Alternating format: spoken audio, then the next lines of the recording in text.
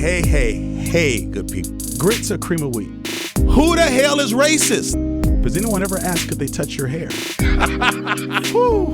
Black Like Me. You're listening to Black Like Me with Dr. Alex G., a podcast that invites you to experience the world through the perspective of one black man, one conversation, one story, or even one rant at a time.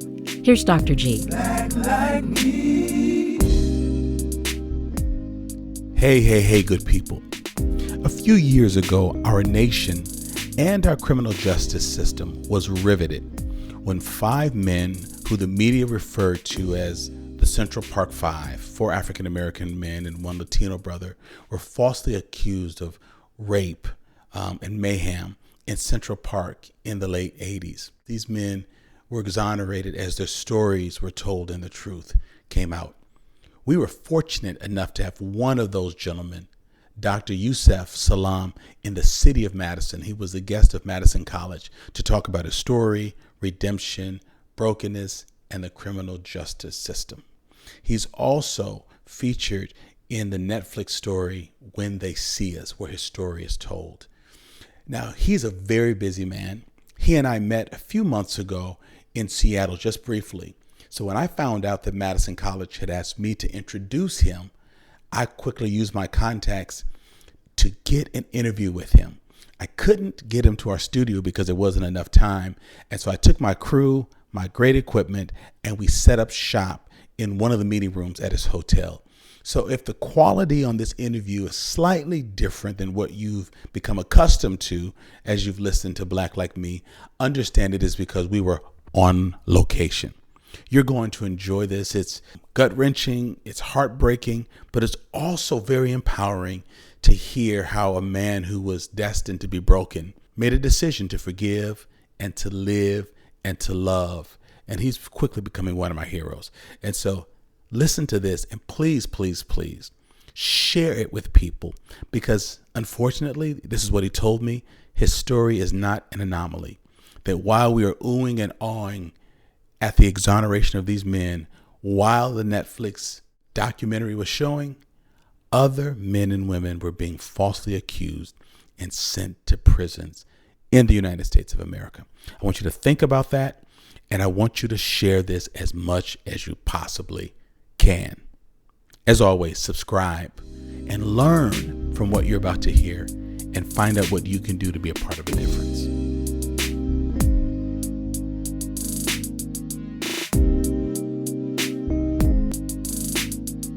And so today I'm really honored to have Mr. Yusef Salaam on my show. I first found out about him years ago when he and a group of other young men were categorized as the Central Park Five. A movie was made by them, by Ken Burns, and then most recently by Ava DuVernay, and it's called When They See Us. And he's one of the gentlemen who showed true resilience and strength through that whole ordeal.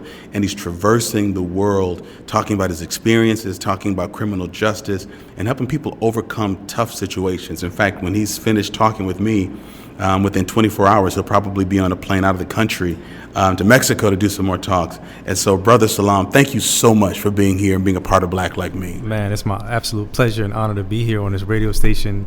Heard about you guys, I'm just honored to be here and to share my part, to add to the greater good, as I always say. Well, man, I want you to know I'm extremely touched by your story, your resilience, your faith. And so, listen, I know your time is tight and I could talk with you all day, but I just have some things I would just love to ask you just after just hearing more about your story and just finding out just about your resilience. I watched the 4-part series on Netflix, and I got to admit, it was hard for me to get to episode 2 because episode 1 messed me up. I work in the reentry world. We provide housing, job placement, support services for men and women coming out of prison. But I just saw some stuff that I didn't think could happen. And so I'll just jump right into this, man. So were you 14 or 15 when you were convicted? I was 15.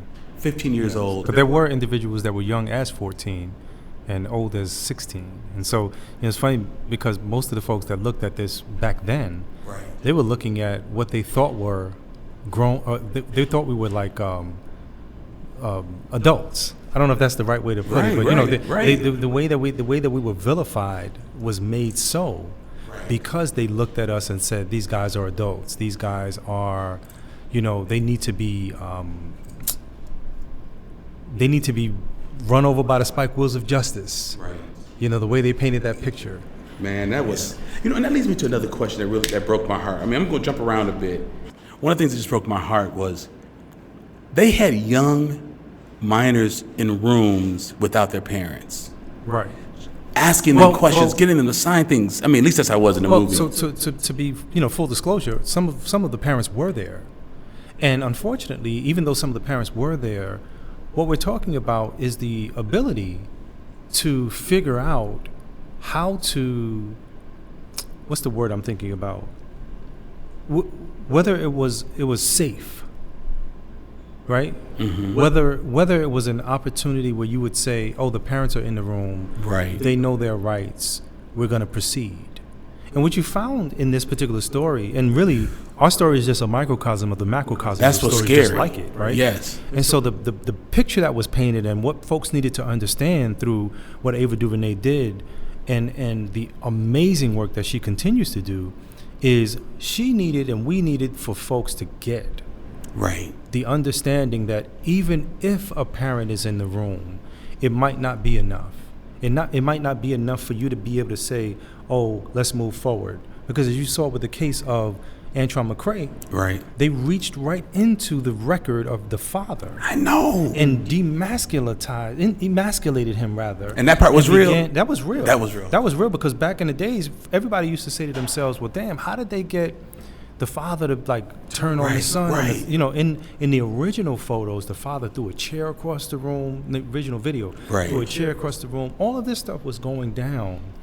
And it was to make sure that the final product that the public saw matched the narrative that the system wanted to say.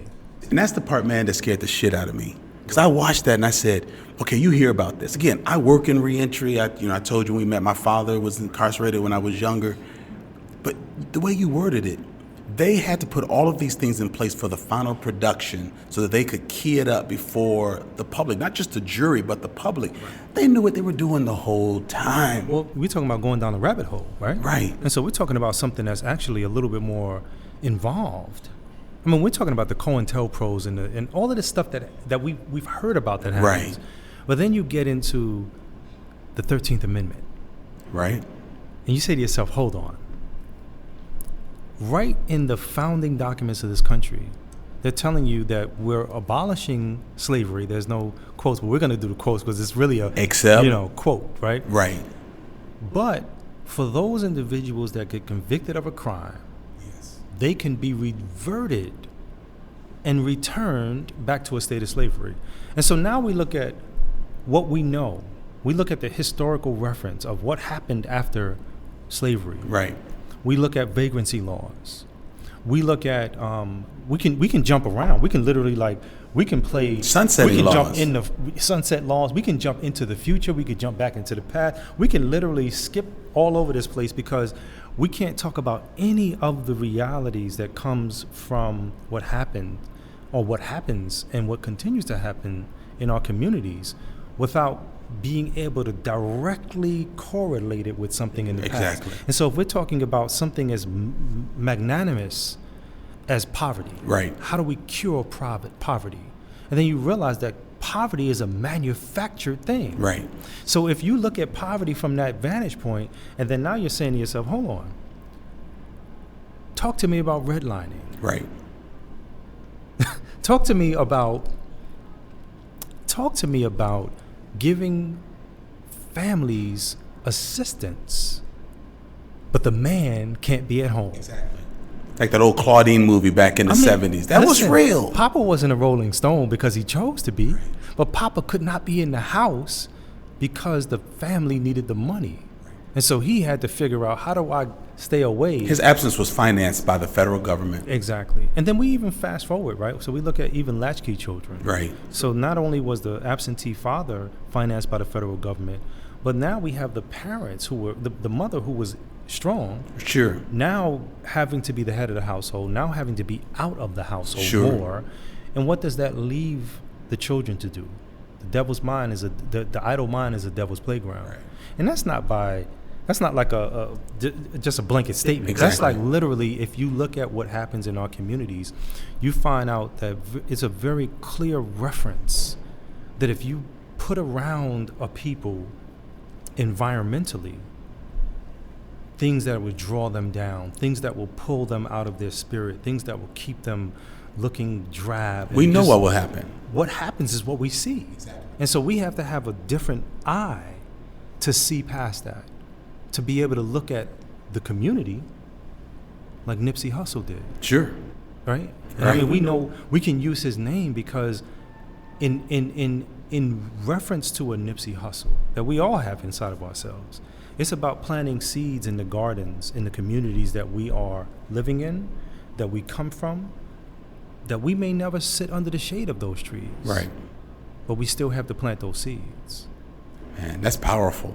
You know, I was wondering, Ken Burns did a story on you all with real footage of you, but it didn't catch the same traction as When They See Us. I'm curious, what do you think was different, and why do you think the nation responded so much? I mean, his piece came out, it was very telltale, but the prosecutors weren't demonized the way they were after When They See Us comes out. What do you think was the difference? You know, it's crazy. It was actually the same thing.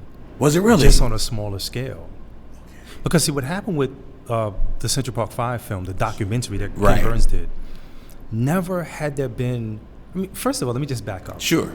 I want you to look at the dynamic that happened. Mm-hmm. Here you had a people that were vilified, right? That became known as the Central Park 5 back then. We were given that moniker. We didn't create that for ourselves, right? That's how we would that's the way we would present it to the public. The daughter of Ken Burns, who was 6 years old in 1989, is about to graduate college. She's interning at a law firm, bumps into Raymond Santana. One of the attorneys says, "Oh my goodness, you gotta talk to this guy. You're involved in criminal justice. You're thinking about going into law. You know, maybe just sit down with this guy." She sits down and writes her thesis. About Ray? From the conversation that she had with Raymond, that conversation then brought us in. She then sits with us and writes her thesis. And then she's so disturbed by what she hears and what's revealed that she says, "You know what? I got to take time off." Really? She takes a break from college. She's going to law school. Like, when you talk about being in a position to pick and choose, right? I'm going here, I'm going there. I'm gonna do whatever it is I want to do. She pauses, and she starts to try to gather her thoughts, and she says, "You know what? This is haunting me." Wow. So she begins to write a book. And I don't think she started off writing a book, but she was trying to figure out, I need to talk more about this. So she may have written some articles, and the next thing you know, she's writing and writing and writing, and she's sending these papers to her father. To Ken Burns. To Ken Burns. Her father is reading what she's finding out. Sure. And he's like, "You got to be kidding me. This is what happened? We got to make a movie about this." Never in the like, man plans and God plans. Right? You think about this story, and it's so powerfully dynamic all over it. Right. The #1 documentarian in America creates a film about people who were pariahs. Exactly. In 1989. Rapists, rioters. Takes the story, and it becomes a explosion. The level of what this film did to us was perfect. It gave us our voices back. Oh my God. 2 hours, just a 2-hour piece. Folks could sit down and they could say to themselves, "Let me check out this PBS special." Right? I mean, it's on Apple TV. You could purchase it. You could see it. It's out there. And what year was this? This was in, I want to say, late 2012, early 2013. Okay. Mind you, we have been exonerated in 2002, late 2002, early 2003. So this was like 10 years after that. Right. Right.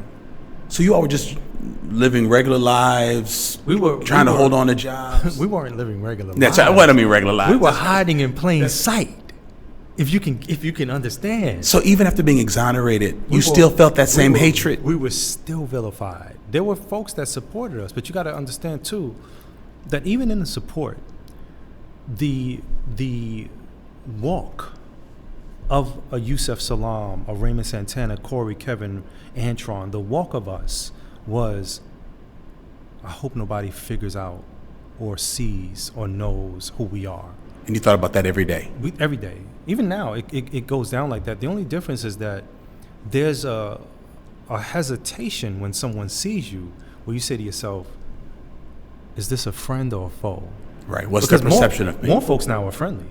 We got a lot more friendship now than we had in the past. And it's a great thing to be there because I don't want to say juxtaposed. Sure.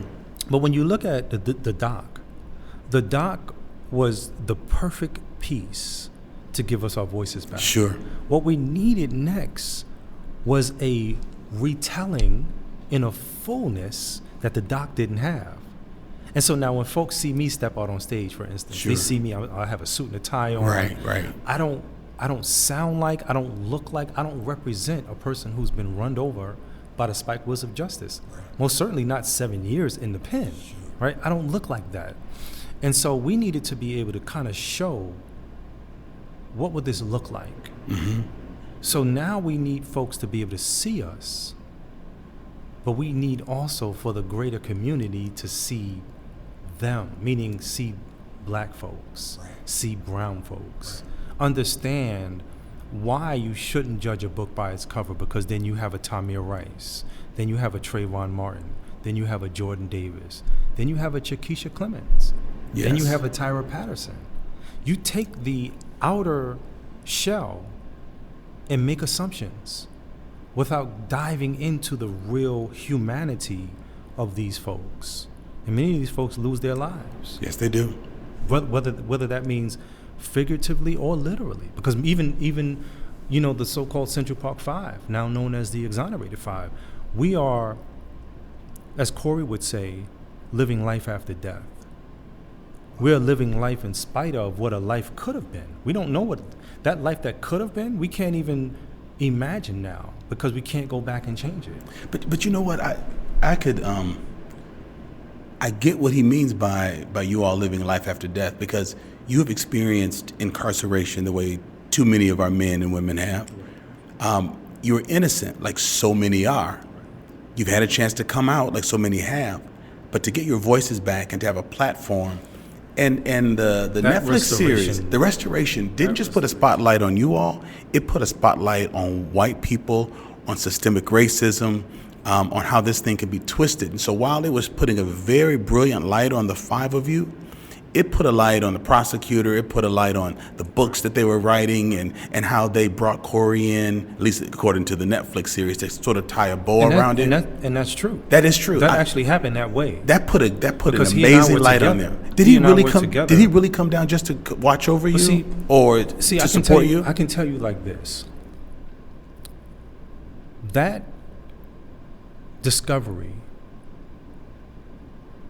was not told by me. Each one of us went and spoke to the writers. Each one of us shared our full story with the writers in order to be able to tell the story of the then known Central Park Five. What was beautiful and painful and necessary for me, and I'm just talking about me, right, was I needed to see Corey's story told because I didn't know his story. That's right. We're assuming everybody knew everything. We didn't know each other's stories. We assumed that each of our lives were very similar. We assumed that what I went through to get back is what Raymond went through to get back. Sure. And the wild thing about it is that what we went through, each of us was so different. Right. So different. I mean, Cardi B said in one of her songs, she said, fall down 9 times, get up 10. Right. My friend Les Brown says, when you fall in life, not if you fall, but when you fall in life, try to land on your back. Because if you can look up, you can get up. We're talking about practical things that sound simple, but really they're not. You're telling a person that you have the power, but people don't know they have the power. You're telling a person that you too can survive. That's the powerful part about your message, that you all are living it out. Right, and that's what I think, that's why I think this film, When They See Us, is so powerful. Because what they did, which was a lot different, right? We look at how trends are, and trends, you talk about Netflix, so they created a term, they created a slogan around Netflix. Not Netflix, but the people created a slogan around Netflix. Sure. Whatever that slogan means to the people, they said Netflix and chill, right? And so now you have this film, right? That's what you're talking about. but you have this film that is now passed through Netflix, not just Netflix United States, Netflix global. Exactly. I mean, 190 plus countries. That's what I heard. In their language have gotten an opportunity to see this. We continue to receive support rolling out around the world. And so when things like that happen, I could be, say for instance, in an airport. Mm-hmm. You know, I walked into an airport the other day. I'm at the Sky Lounge. I go in there and I, put my stuff down. The lady at the front desk comes all the way to the back where I'm sitting and says, I recognize you. I just want to say thank you for what you're doing. Wow. Because they not only see what they not have only seen the story, but they've also got on YouTube. They've Google searched. They've looked at our lives to see, oh my goodness, I didn't know. Many of these folks didn't know. And so we look at a reality from a real statement from a person like Dr. Angela Davis. She said, we as a people have historical amnesia. And you think about that for a second. And then you think about, right, it's so deep that you think about Emmett Till. Right. You think about Dr. Martin Luther King Jr. You think about Malcolm X. You think about Denmark Vesey, Toussaint Louverture. You think about history. Right. And you realize that we have been miseducated. We sure have. So we don't have historical amnesia on purpose. We've been socialized not to remember, to not reflect. So now, folks even now hear the story of the Central Park Five, and they say, I never heard of this before. I didn't know. I'm so happy that I'm seeing this and hearing this, because it's not just a movie, but it's something real that's vibrating and pulsating in people's lives because of what's going on around the country. We need something different. Absolutely. And your story of resilience reminds me of a recent trip I took with about 250 other African Americans back to West Africa, to Ghana. While we were in the slave dungeons, one of the tourists was West African, who was Ghanaian. He said, you Black Americans are the descendants of the strongest of the strong from West Africa. Wow. And I'm 55 years old, man. It brought tears to my eyes, because I thought, that's not the way it's been presented to me in a predominantly white community where I grew up. It was, you were slaves. Not that you were enslaved, that you were slaves, and you needed to be Christianized. You needed to be civilized. You needed to be all of these other humanized. Right.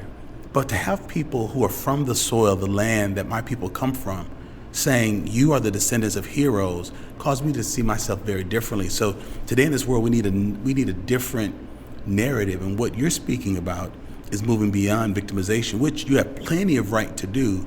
But I just believe because of your character, the way your mother raised you, your family raised you, your faith, you're finding the key link in our people, Black people, has not just been what people have done to us, it's how we have risen in light of that adversity.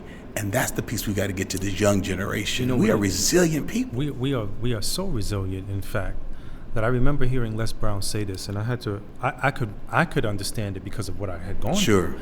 And what he said was, it's not what happens to you, but what happens inside of you that makes all of the difference, right? And so you take a story like my story, and you say to yourself, how did he get through it. Sure. I had to remain mentally free, even though my body was in bondage. And how'd you do that?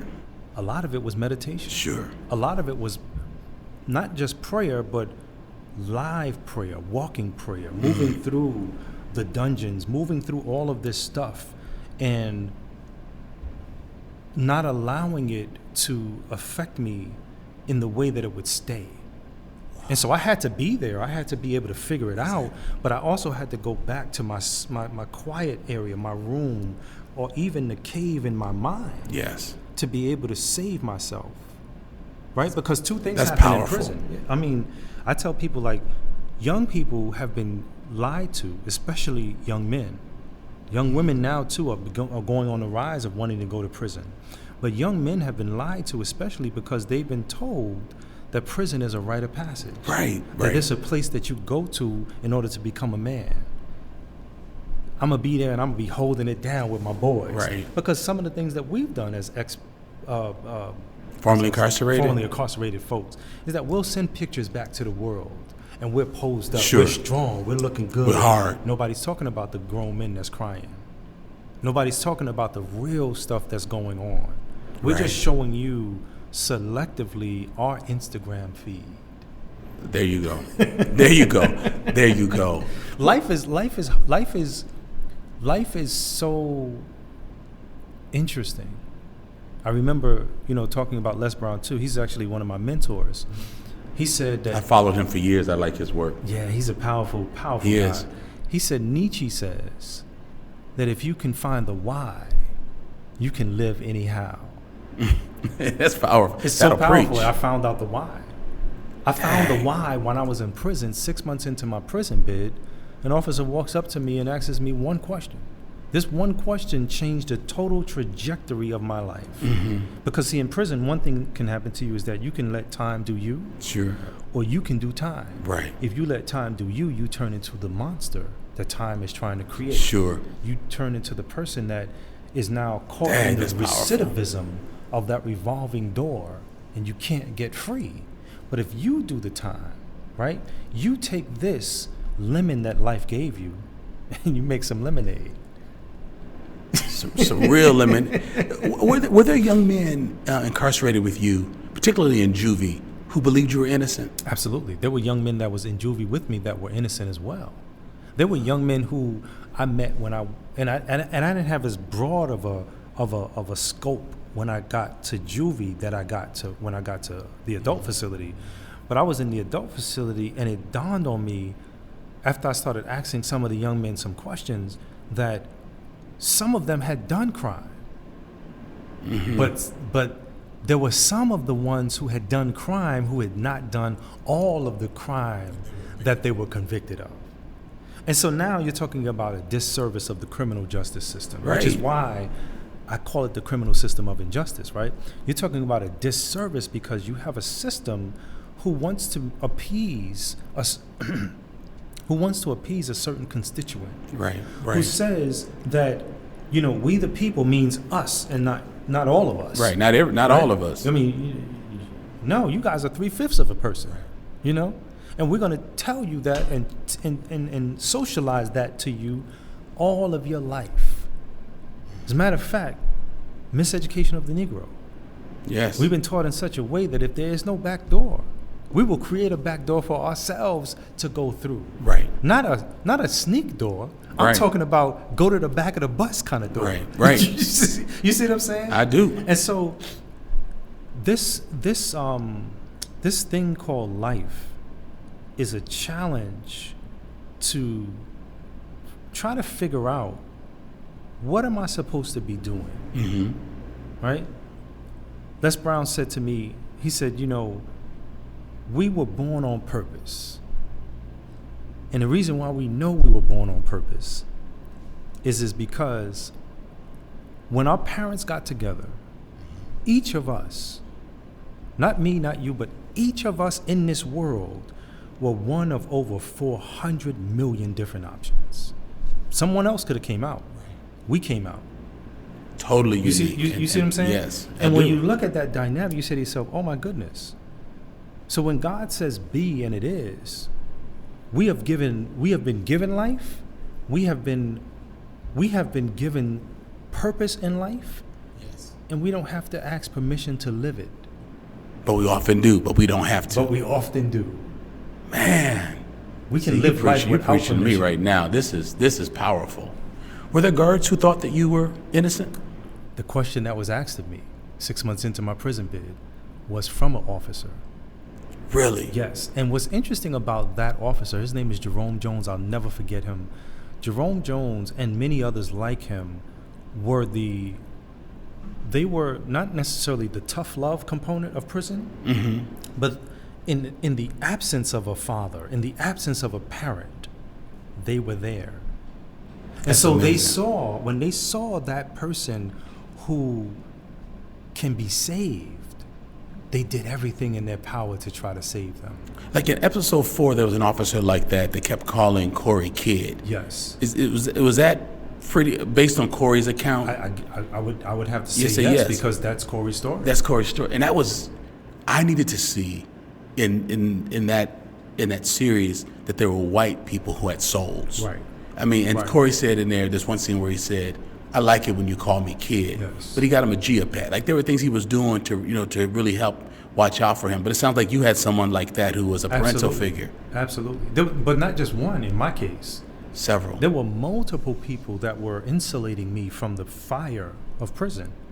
Wow. So prison became cool and safe. It didn't become this. I mean, it was a destruction going on. But what I took from it, I didn't have to take it all. But what you took from it is amazing. Was something that could help me.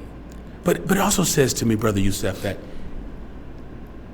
if you're getting yourself in a spiritual posture, a mental place to not be destroyed, right, folks will show up to help you out. Well, absolutely. But that if you're already defeated in your mind, you wouldn't even see those opportunities. And they're there, but you can't see them. There was an openness in you that allowed you to see that. Right. Were you and Antron in one of the juvie? Me and Kevin.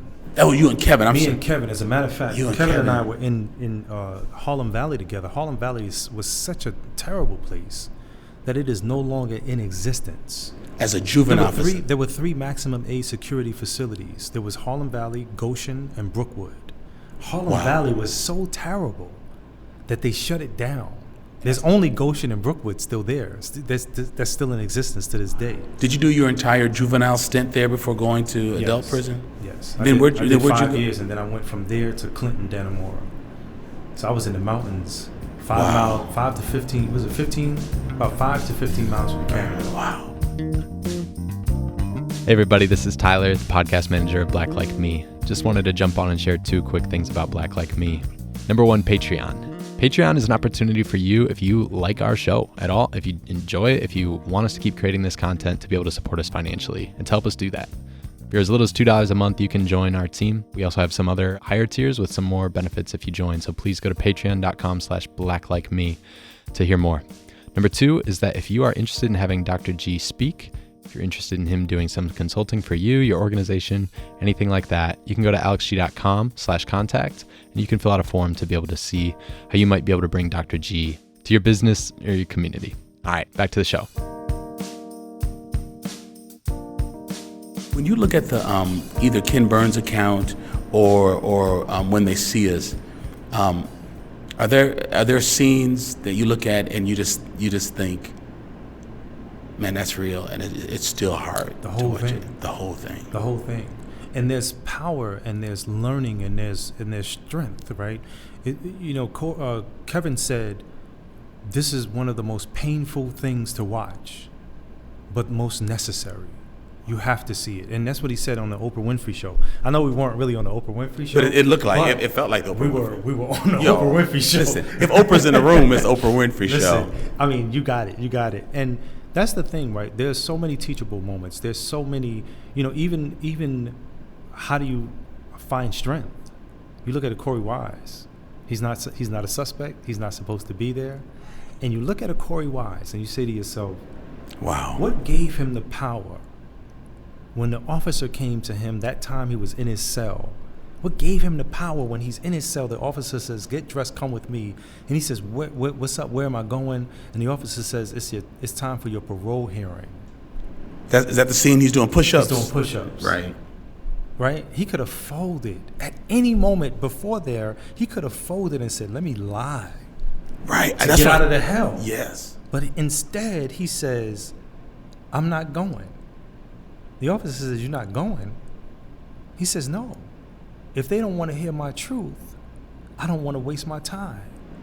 I mean, he said I'm going to finish my sentence. I'm going to do straight time. Aren't built like that. No. You know how much strength, when people see that, when people see Corey in that way, they find so much strength in him. Corey is a special member of the Exonerated Five. Yes. For years, he would say he's not one of the Central Park Five. For years, he would say that. And we would never truly understand. We needed to see his story told to understand through this Netflix piece. Because he went straight to Rikers. He went straight to the school of hard knocks for real. Oh man, that's putting it nice. I mean, Rikers is just Alcatraz on the East Coast. That's what Ava told me, right? Ava says to me, which was, I wasn't prepared. What she said to me was, she said, Yusef, this is the TV version. Yes, yes. So, as bad as, painful as, terrible as Corey's story is, that was just the television version. The rated G version. Rated G. My gosh. You know, this community, you're going to be presenting to one of our local colleges, a really fine institution. But this is a very predominantly white, progressive community that considers itself smart and enlightened and in some ways woke. But it's hard for them to believe that people could really build a case, an airtight case against innocent people. Not that you've got to defend anything, but what's your word to people who don't think that something like this could be made up and concocted in a DA's office? I don't necessarily have a word, but I do encourage them, because what I hear in what you're saying is that even in tonight's event, which is one of many events just like it, we don't want people to think that this is an anomaly. This is the norm. This is the norm. That's why I talk about the 13th Amendment. That's why I talk about slave codes and the morphing of the new Jim Crow and all of this stuff that it's happening today, is what you're saying. Right now, there's some young boys, some black and brown boys in somebody's court being coerced to sign something. Exactly. And that's the part that we have to understand. What I want young people to understand is that they are the ones that are going to change everything about the future. They are the ones. Right. Because the system is actually not broken. The system is actually working very fine. It was designed to work the way it's working. I have a staff member named Aaron who says that. He says this is working the way it was designed. It was designed to work this way. So the system is working. Part of integration to change means that person who integrates has to have the mindset of the spook who sat by the door. That person can't have the mindset of, man, I finally got a job. Right. Because then you assimilate. Right. You need to be able to figure out how do you do your job. So on the side of the cop cars throughout the nation, we see words like to protect and serve, or some variation of that. Sure. Right? Noble thing. Honor. You protect, honor, and serve. Right. You step up to protect the community. That's a noble thing. Sure it is. We want people like that. On the side of the cop cars in New York, you have 3 words: courtesy, professionalism, and respect. A young girl in California, 13 years old, she said, I'm a cadet.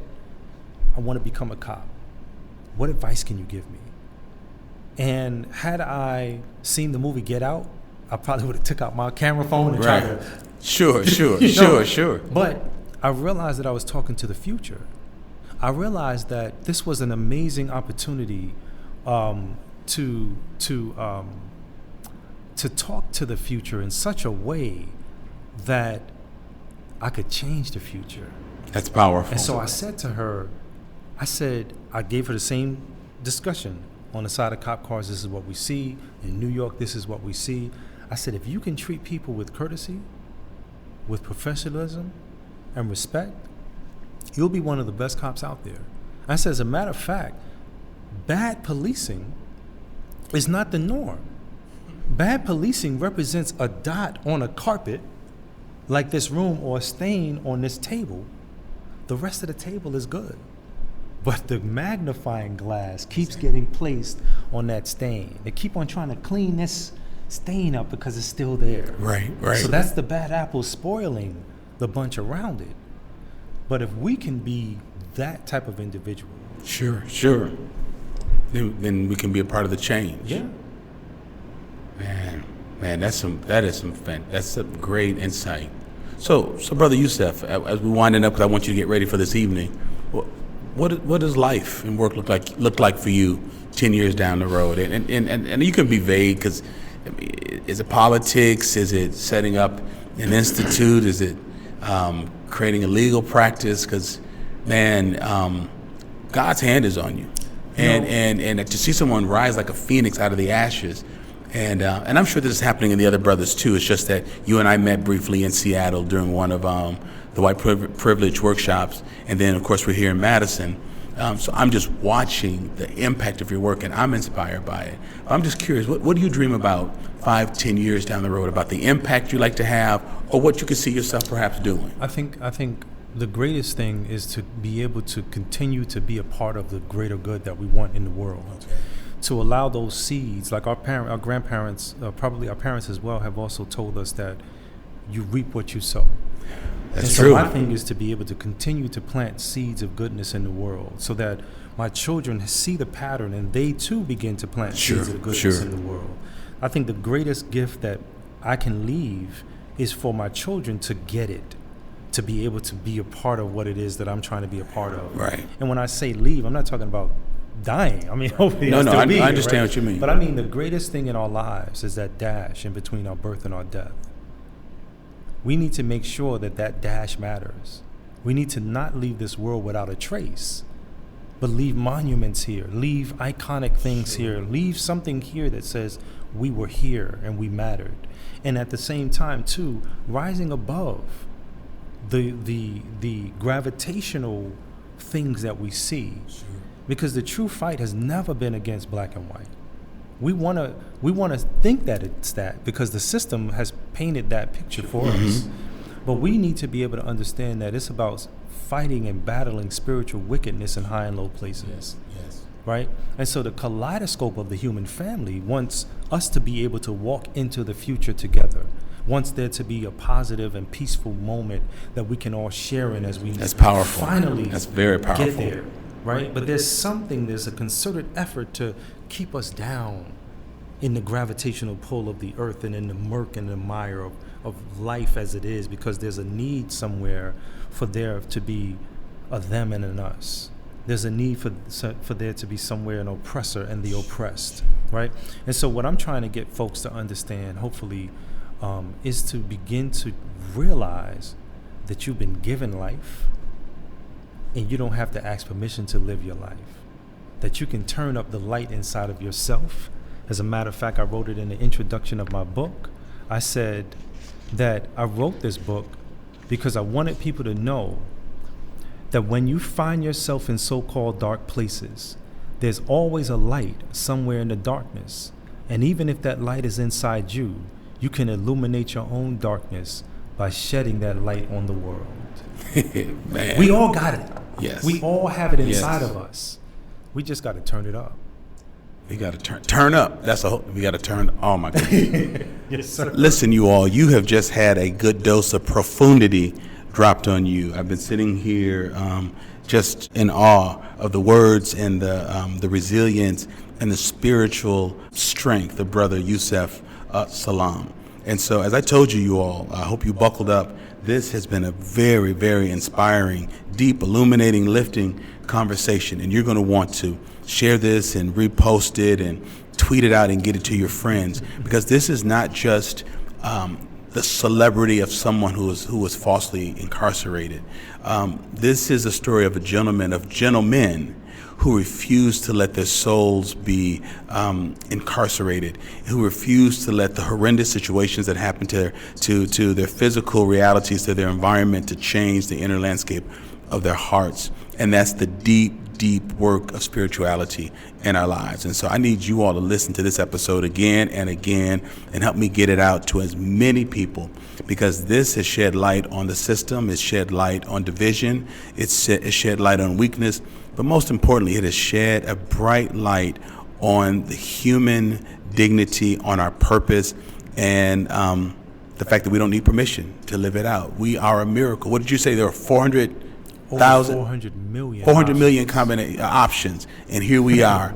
We better live like we're special. Yes, indeed. And so, Brother Salaam, I really appreciate you being here, man. My pleasure. Blessings on you and your work, and safe travel. You're a good brother, and I'm proud to know you and sit here and be able to talk with you. And I know tonight you're going to knock it out the park as well. So you all, this has been another exciting episode of Black Like Me with Dr. Alex G. As always, listen, learn, share, because this is how we change. Use this information to make the world around you and within you a better place. Have a great day. I want to thank Corey Saffold for creating the music for this podcast, my podcast manager, Tyler Nyland, engineer and editor, Eli Steenlich, my editor, Jeremy Holliday, and a special thank you to WORT Studios, where we record Black Like Me. Thank you for listening to today's podcast. You can find out more about Dr. Alex G's amazing work at www.alexg.com. Black Like Me is sponsored by the generosity of the Human Family Unity Foundation.